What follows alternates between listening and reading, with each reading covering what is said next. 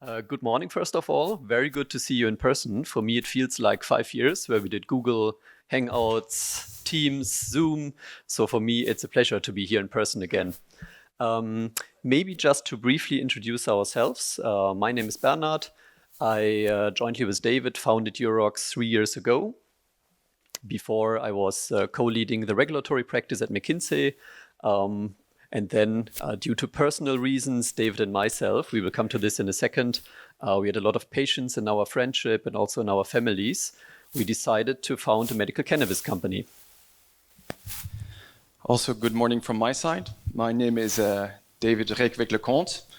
I'm the CEO of Dr. Reckeweg here in Bensheim, which is 30 minutes south. My background is mainly international finance, business administration. Been running the company now for 8 years in Germany. And I'm also the president of a lobby association in Brussels for homeopathic and anthroposophic medical products. And so on this journey 3 years ago, we came together. And we started the journey from Eurox Pharma, which we would like to present to you today. So here you have an image from our headquarters, 30 minutes south in Bensheim. Eurox Pharma has a cultivation license in Denmark and in Portugal. We have all license in hands for cannabis distribution in Germany. We are focusing on cannabis extracts. So when you talk about production, a lot of thinking of producing cannabis cultivation flowers, putting them in jars like we know. What we've been doing in Bensheim for 75 years is doing extraction from over 1,000 plants for phyto, homeopathy, for food supplements. And so it's something that we've been doing for a long time with plants. And so we decided to also take on the new plant in Germany and focus on the extraction of cannabis flower in all different kinds of technology. So we're not working on one technology. We're actually trying to get all technologies into that new building. So a little bit about the building, or the cultivation space that we have in total is about 200 hectares. So it's expandable, I would say. We have a manufacturing space in this new building that was completed last year of about 10,000 square meters. So a lot of space as well to put many machines in there. Reckeweg has established over 75 years a lot of distribution partners around the world, and we've been working on the gaps where we didn't have any partners. So we're covering about 30 countries with established distribution logistics around the globe, and 5 strategic partners that we will touch on a little bit later. Planning the facility was a big, I would say, challenge because we passed over the pandemic as well. But we started with the whole planning of the facility when 2016, we already had some noise in the media that Germany was going to open up the market for cannabis. So from Dr. Reckeweg's point of view, we said, okay, let's diversify the business.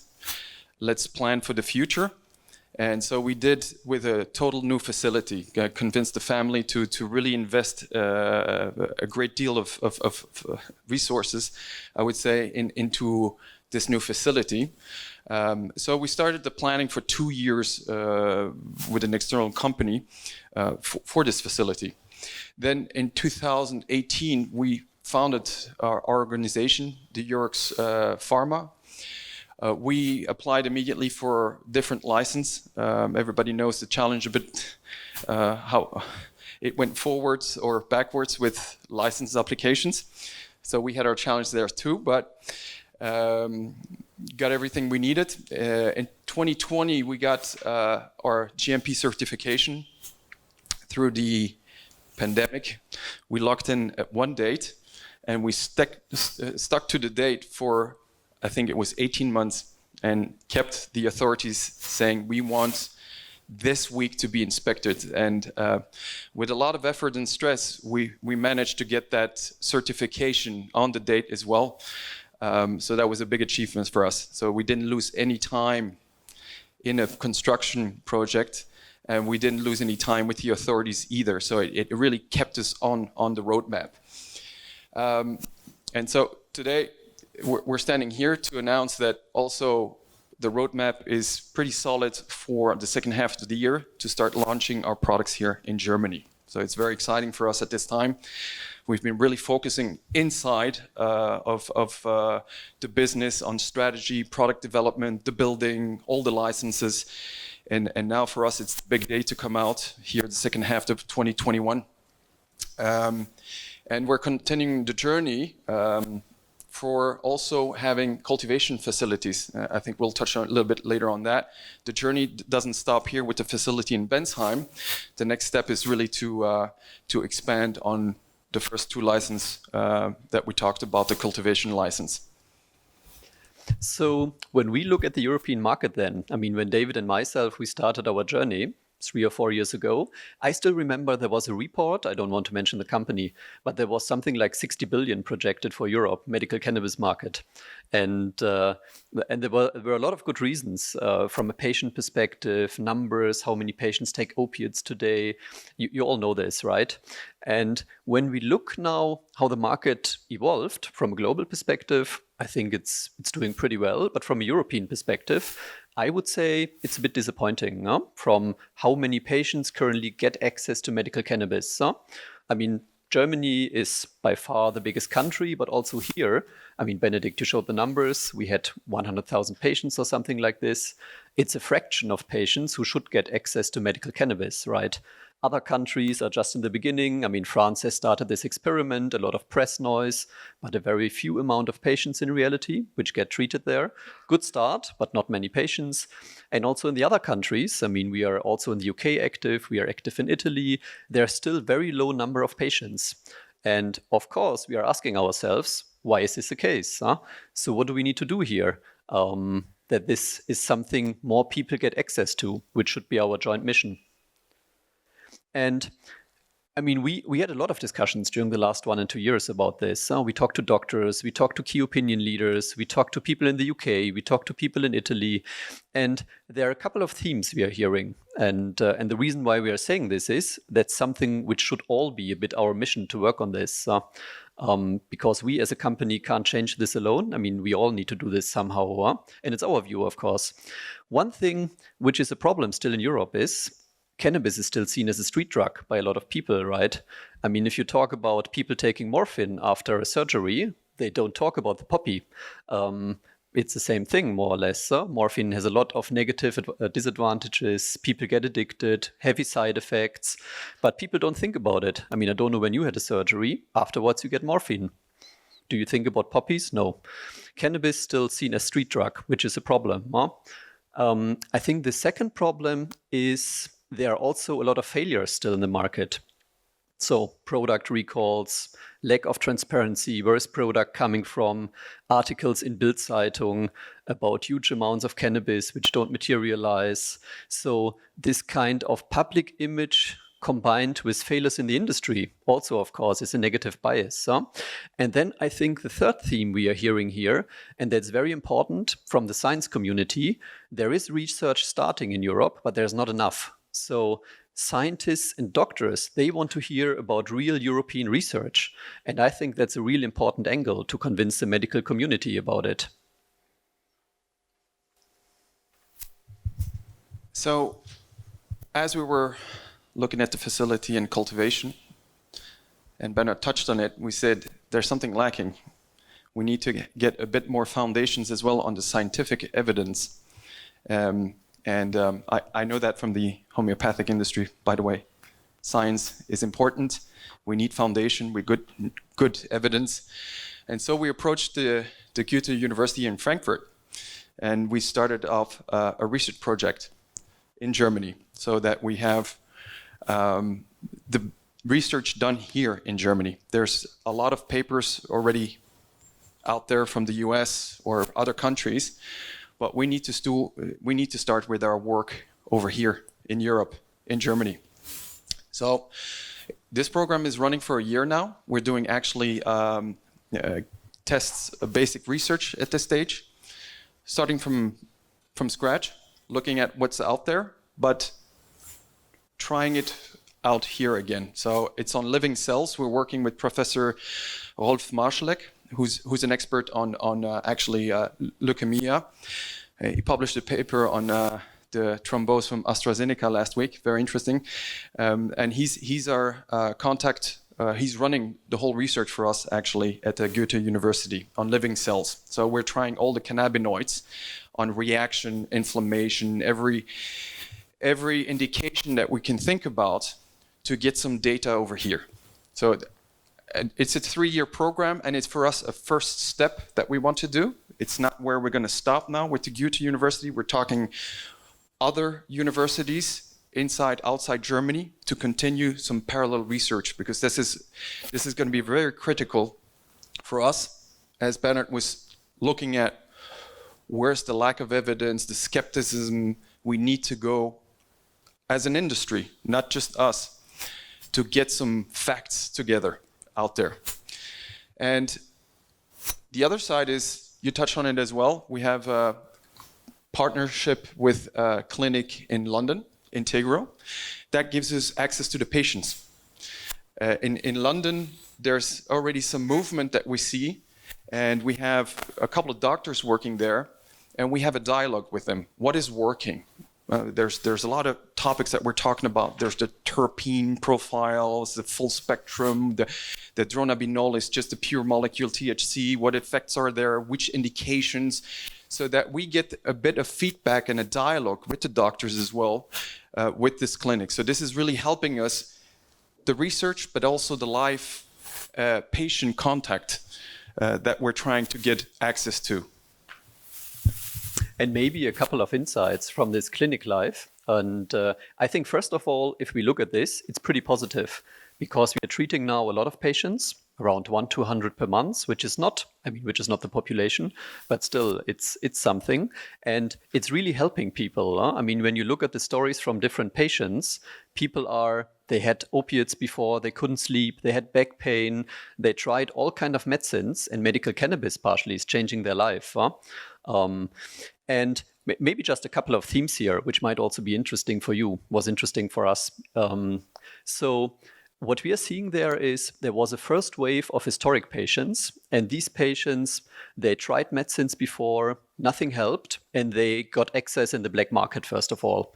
And they were more or less all flower patients, because the black market had flower, right?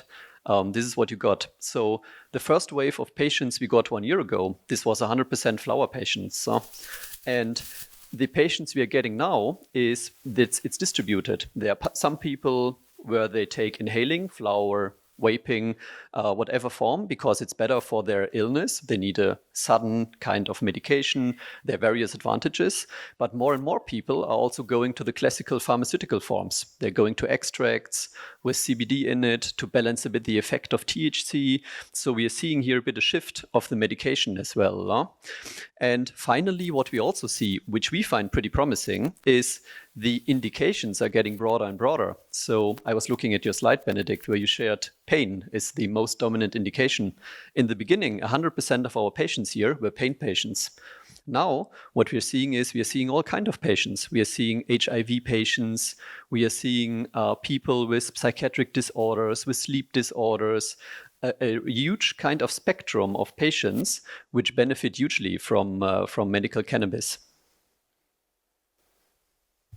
Which is very exciting, I have to say. That's the part that is really getting me motivated to listen to the patients, what we can do with our products, because that also is fine-tuning what we're doing in our facility here. And that's why I'm coming back to the first step, is saying there's one product that is very much known, dronabinol, and it's been used for pain. And when we looked at the whole business model and say, okay, let's go into the cannabis business, what are we producing? And then comes, yeah, but what does the patient really need? The patients, it's very new, and it's opening itself up. And so quickly realized we can't just produce one product with one system. Talked about the terpenes, doing different extraction methods. Sometimes you need the terpenes, sometimes you don't. Sometimes you need a mix of cannabinoids, and we're just at the beginning of all this. Sometimes you don't. And so when you want to be able to supply a pharmaceutical product portfolio, you need to get more technologies in there. And maybe one technology will disappear and we don't need it anymore, but that's the risk of the business. And so we decided to say, let's plan in an expandable way that we can get all these technologies in there. So it took us 4 years to do the whole building. And the idea of this production facility is really to be able to produce the complete portfolio, what is now existing and what will be coming as well. What does the pharmacy really need? What does the patient really need of different products? So we really try to plan on expandable and flexibility. And together with that is the cultivation for us important, that we control from seed until the flower comes into the production, so that we have different extractions. So we all know GMP flower is one thing that you sell directly. The other flower goes into the extraction or different systems. So we're also focusing on this cultivation, more precisely in Portugal is the next step. And there also we're going to be focusing a lot on trying to be a company that's really green. On the building, you can only see a part of the solar panels. We set the philosophy of being sustainable and green. That was something very important. Good, we're selling green pharmaceutical products, cannabis, but also to pull it through, our next step that we wanted to challenge us is to get everything organic and in a sustainable way also in the cultivation. Yeah, maybe to summarize, I think we have a common goal here in the room. We want to get many more patients access to medical cannabis. I think that's our goal, no? And from our perspective, there are three things, at least for our company, which we think is important to get this mission happening. No? One thing is we need to ensure we have high quality products in the market, high quality, transparency about the value chain, where is this coming from, are there any problems, etc. That's very important to have the trust of the people and the medical community. Secondly, for us, maybe not everyone is sharing this, but as David said, we are talking here about green pharmaceuticals, and for us, sustainability is important. So we are living in a world of climate change. So for us, that's a principle of our company. And third, I think that's very, very important from a European perspective. We all need to ensure there's more local research happening, more local research and science, which will then happen to convince more and more doctors and patients to take the product. Thank you.